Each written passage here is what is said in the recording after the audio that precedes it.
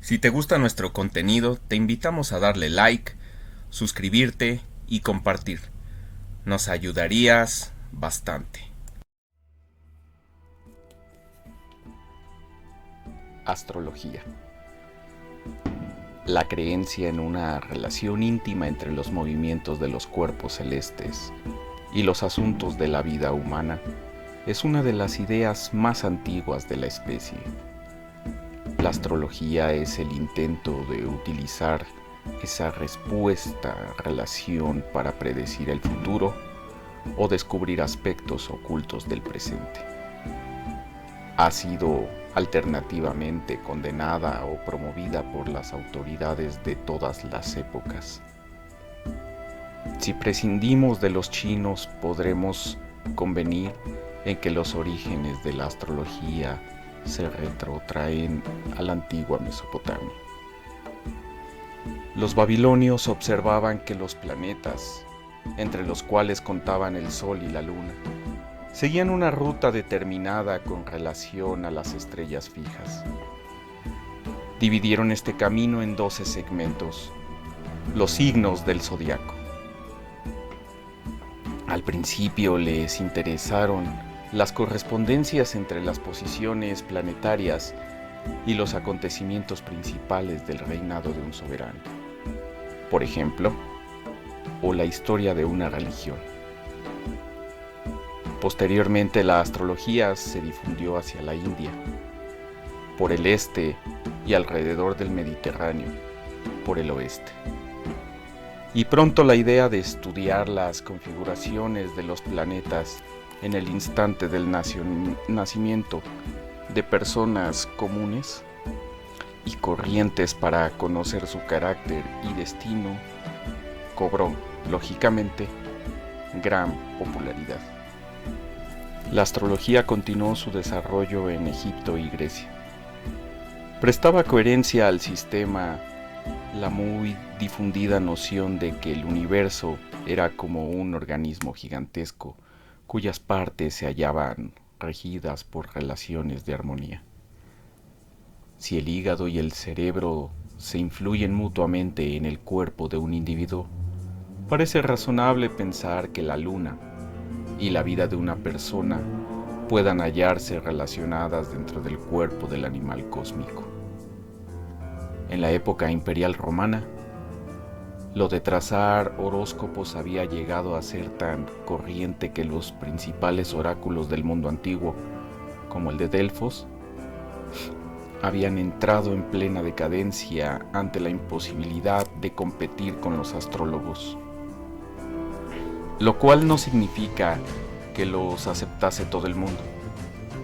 Algunos de los grandes autores romanos, como Plinio el Viejo, no creían que los astrólogos supieran lo suficiente acerca de las estrellas y los planetas como para ser capaces de predecir nada.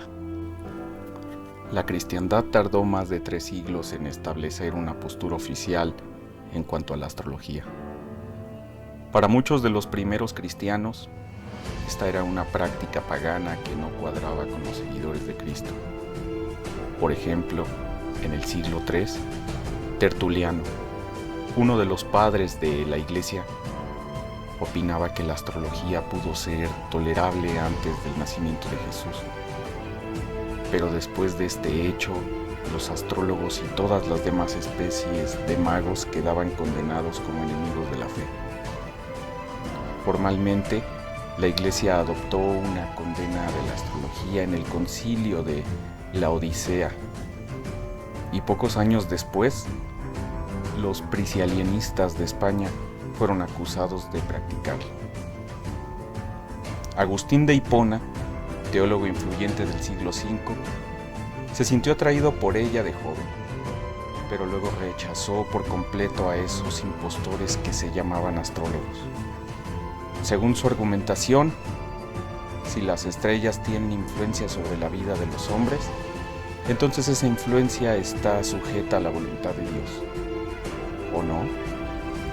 Lo segundo sería postular que las estrellas pueden obrar con independencia de Dios, o sea, una forma de ateísmo que según Agustín desde luego rechazaba.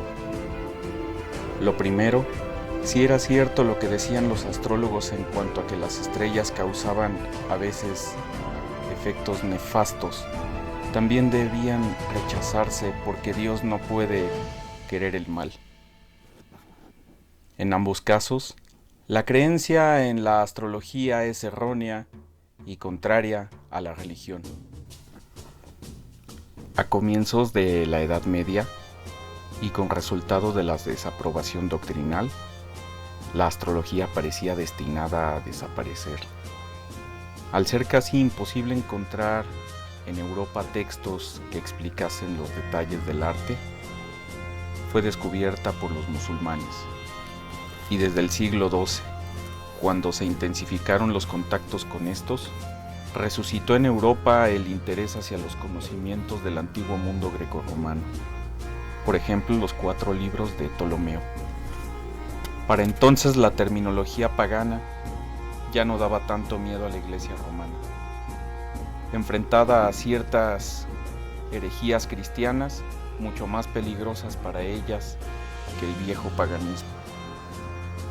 En la Baja Edad Media, importantes pensadores cristianos como Tomás de Aquino o Pedro Abelardo no vieron ningún conflicto entre la influencia de los cuerpos celestes y el cristianismo, siempre y cuando no se postulase la anulación de la voluntad de Dios o del libre albedrío humano.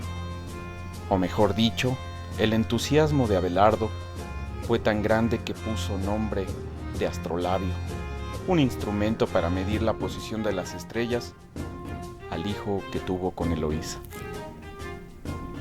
Pero otras autoridades temían que la creencia en el poder de los planetas rivalizase con la fe en Dios.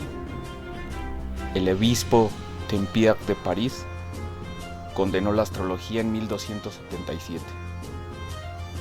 Aunque no parece que fuese muy perseguidos los astrólogos, salvo el caso del italiano Cecco de Ascoli, quemado en 1327, por haber intentado calcular el horóscopo de Cristo. Durante el Renacimiento llegó a ser parte comúnmente admitida de la cosmovisión ortodoxa. Hasta los papas tenían sus astrólogos particulares. El ocultista italiano Marsilio Ficino promovió la idea de convertir, atraer y armonizar la influencia espiritual de los planetas para llevar una vida sana. Con esto trataba de evitar la sospecha de que sus espíritus celestes fuesen demonios en realidad. Giovanni Pico della Mirandola admitió las influencias astrales, pero rechazó la posibilidad de predecir el futuro por la observación de las estrellas. En el siglo XVI, un sanador heterodoxo, Paracelso, dio un giro nuevo a la cuestión, recomendando la astrología a los médicos para que aprendiesen a combinar los efectos favorables de los astros con los que sus medicamentos competían. Con los comienzos de la era científica, las evoluciones de los planetas quedaron explicadas por las leyes físicas del movimiento. El universo dejaba de ser un organismo viviente y se pasó a interpretarlo como una gran maquinaria. Tampoco se admitía la existencia de otras relaciones entre la Tierra y los cielos, sino la luz y la fuerza de gravedad. La astrología quedaba considerada como una ciencia de mentirijillas. Los cálculos matemáticos habían permitido predecir la existencia de 2 planetas, Urano, descubierto en 1781, y Neptuno en 1846, que los astrólogos ni siquiera sospechaban. Lo curioso es que muchos fundadores de la ciencia moderna como Galileo, Kepler y Newton también practicaban la astrología. La tendencia empezó a cambiar de signo hacia finales del siglo XIX por influjo de ciertos movimientos como el espiritismo y la teosofía, los cuales señalaban que la perspectiva científica dominante era demasiado limitada para explicar por completo la realidad. En este ambiente resurgió la astrología, promovida principalmente por los seguidores de la magia ritual, que la incluyeron en su magna síntesis de las tradiciones del esoterismo de Occidente. Otro factor que aceleró su retorno fue la aparición, alrededor de 1930, de horóscopos diarios en la prensa popular de gran tirada. Estas secciones alcanzaron enseguida una aceptación inmensa ante la afectada contrariedad de los astrólogos un poco más rigurosos. En la actualidad, y aunque la ciencia convencional sigue negándole las mínimas credibilidades, existe como una noción difusa de la realidad profunda y entre la vida cotidiana de las gentes y los aspectos de los cuerpos celestiales.